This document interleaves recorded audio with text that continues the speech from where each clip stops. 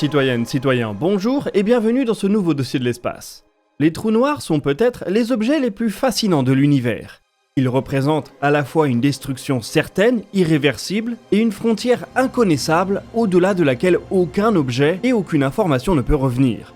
La curiosité humaine étant ce qu'elle est, on a paradoxalement très envie de savoir ce qu'il se passe en deçà de leur horizon des événements, par-delà cette frontière qui semble signer la mort de la matière, l'arrêt du temps, ou peut-être une porte vers un nouvel univers.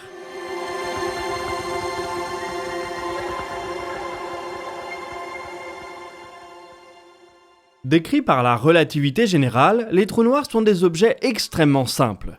Ils ne comportent que 3 grandeurs, une masse, un moment angulaire et une charge électrique. Ce qui est en revanche beaucoup plus difficile à décrire, c'est les interactions qu'ils ont avec la matière environnante. Que se passe-t-il exactement lorsqu'un objet ou même un observateur, par exemple vous, tombe dans un trou noir? C'est ce que nous allons essayer de comprendre aujourd'hui. C'est une connaissance encore très théorique qui flirte avec les limites de nos connaissances physiques. C'est également un champ de recherche en pleine évolution. L'un des effets dont nous allons discuter au cours de votre chute dans un trou noir n'a été prouvé qu'il y a une dizaine de jours. C'est d'ailleurs cette actualité qui nous a donné l'idée de réaliser cette vidéo.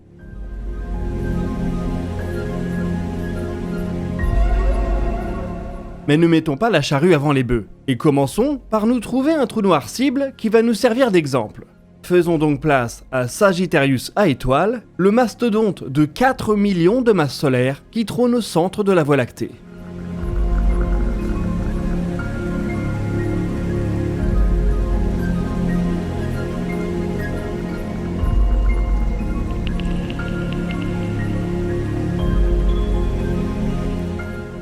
Le choix de Sagittarius A étoile n'est pas anodin. Premièrement, c'est un trou noir supermassif. Et paradoxalement, les trous noirs supermassifs vous exposent à des forces de marée moins intenses que des trous noirs de plus petite taille. Votre espérance de survie au cours d'un tel voyage serait donc plus longue.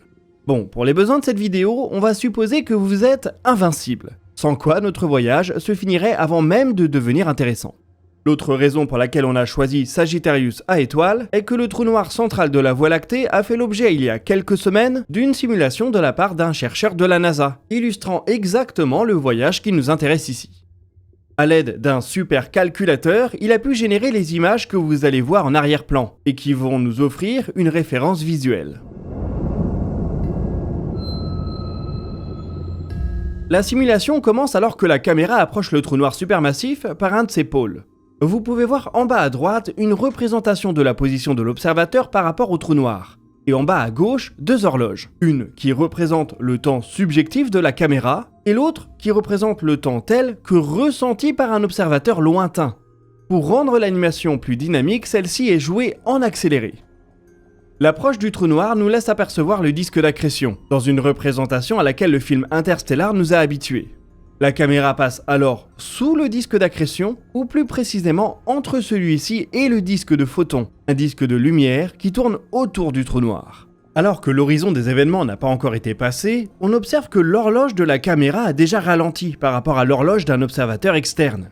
La lumière joue également de drôles de tours. L'univers apparaît ainsi aux voyageurs déformés, avec la bande laiteuse de la Voie lactée qui se plie progressivement. Le disque d'accrétion du trou noir apparaît avec lui complètement compressé au-dessus et en dessous de l'image. La caméra plonge ensuite sous l'anneau de photon avant de passer la limite de l'horizon des événements. On pourrait s'attendre à un grand noir puisqu'on passe le point de non-retour. Mais non, même en dessous de l'horizon des événements, des images très déformées de la Voie lactée, du disque d'accrétion et de l'anneau de photon nous parviennent encore. Et oui, de la lumière continue d'entrer avec nous dans le trou noir. Même si elle ne peut pas revenir dans l'univers, elle peut toujours nous atteindre à l'intérieur du trou noir. Et il ne fait donc pas noir dans un trou noir.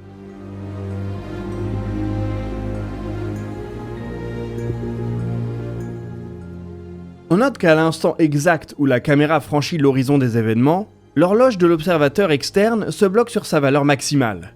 Il devient en effet dès cet instant impossible d'établir une relation temporelle entre l'extérieur et l'intérieur du trou noir. Vu de l'extérieur, le temps s'arrête à l'horizon des événements. Le temps subjectif de la personne qui tombe à l'intérieur du trou noir continue cependant de s'écouler. La caméra se rapproche alors rapidement de la singularité centrale, Un point qui, d'après la relativité générale, serait de densité infinie. La physique moderne devient incapable de décrire ce qu'il se passe réellement dans ces régions.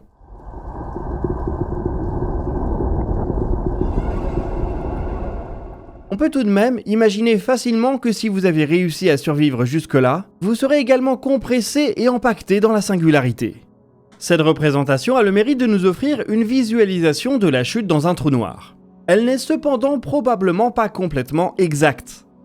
Pour simplifier sa simulation, le chercheur qui l'a produite a modélisé un trou noir immobile, qui n'est pas en rotation sur lui-même. Seulement, il est probable que l'immense majorité des trous noirs soient en rotation. Pour Sagittarius A étoile, le trou noir central de la Voie lactée, c'est même certain. Voilà 2 mois, l'Event Horizon Telescope a pu produire cette image du monstre cosmique au centre de notre galaxie. Elle est parcourue de lignes tournoyantes qui nous montrent la polarisation de la lumière. Elles sont l'indication d'un champ magnétique lui-même tournoyant, entraîné par un trou noir en rotation, et même en rotation très rapide.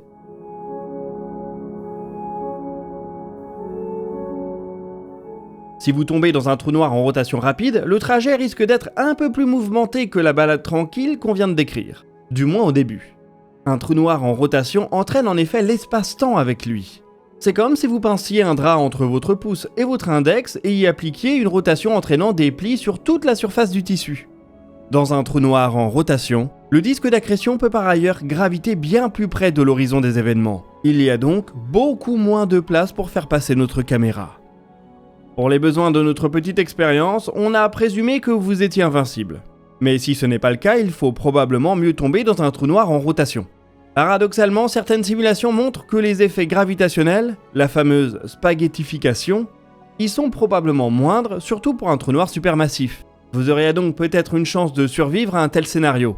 Dans ce cas de figure, les trous noirs de faible masse et sans rotation seraient les plus dangereux. Ce sont eux qui vous étireraient comme des spaghettis. Ce phénomène est dû à différents gradients d'attraction gravitationnelle en fonction de notre distance à un trou noir. Plus on est près de lui et plus on est attiré fort. Si on se tient verticalement par rapport au centre du trou noir, nos pieds et notre tête peuvent donc se trouver dans des gradients d'attraction différents. Autrement dit, vos pieds seraient étirés par le trou noir plus fort que votre tête. Et c'est ainsi que vous vous feriez spaghettifier. Mais reprenons un instant une potion d'invincibilité pour s'intéresser à une autre partie de notre voyage. Sur la simulation produite par le chercheur de la NASA, l'observateur représenté par la petite caméra suit une trajectoire orbitale classique jusqu'à atteindre la singularité, une spirale dont le rayon diminue progressivement. Le 17 mai, une équipe de l'université d'Oxford a démontré que la chute réelle dans un trou noir suit une trajectoire un peu plus étrange. À l'aide d'un assortiment d'observatoires en rayon X, ils se sont intéressés à un système double composé d'un trou noir et d'une étoile compagnon. Le trou noir vole de la matière à l'étoile pour alimenter son disque d'accrétion. En caractérisant les émissions en rayon X du système, ils ont pu démontrer que la matière ne suit pas une belle spirale régulière jusqu'au centre du trou noir. Un peu avant d'atteindre l'horizon des événements, elle entre dans une région plongeante. C'est un effet qui avait déjà été prédit par la relativité générale. Ce que cela nous apprend, c'est que la matière tourne autour du trou noir dans le disque d'accrétion, jusqu'à atteindre une certaine limite.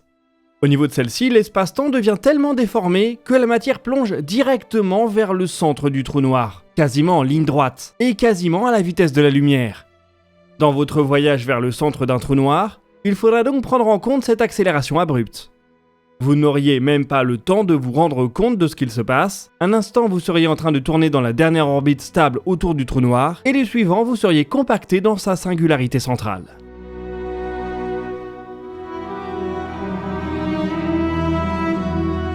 À moins bien sûr que les trous noirs soient des portes ouvertes vers d'autres régions de l'espace-temps, voire vers d'autres univers. On entre ici dans des hypothèses beaucoup plus fantaisistes, mais qui sont tout de même défendues par certains chercheurs. Dans le cadre de la relativité générale, il est mathématiquement possible de décrire un tunnel reliant un trou noir à son cousin inversé, le trou blanc. Ce dernier agirait en miroir d'un trou noir. Il ne ferait qu'expulser de la matière, il serait donc impossible de remonter son horizon des événements. Trou noir et trou blanc seraient reliés par un trou de verre qui permettrait ou non le voyage à travers l'espace-temps. Une autre hypothèse voit les trous noirs comme les actes de naissance de nouveaux univers. Notre propre Big Bang serait ainsi ce qu'il se passe après que la matière ait atteint la singularité. On parle alors de cosmologie des trous noirs, et cette dernière dépeint tout un multivers hiérarchique où chaque nouvelle génération est moins complexe que la précédente. Ces théories sont fascinantes, mais malheureusement on ne pourra par nature jamais les vérifier. Qu'on parle de trous de verre ou de multivers, aucune information ne revient d'un trou noir. On ne pourra donc jamais envoyer de sonde ou de mission pour s'assurer de ce qu'il se passe en deçà d'un horizon des événements. Éventuellement, vous pourriez personnellement acquérir cette connaissance en faisant le voyage qu'on vient d'évoquer. Si par miracle vous surviviez à votre plongée dans un trou noir, alors vous pourriez savoir ce qui s'y passe. Vous ne pourriez cependant jamais le communiquer au reste de l'humanité. Le voyage au centre d'un trou noir est une aventure personnelle, qu'il vaut probablement mieux garder dans un coin de sa tête en imagination ou bien ici en vidéo.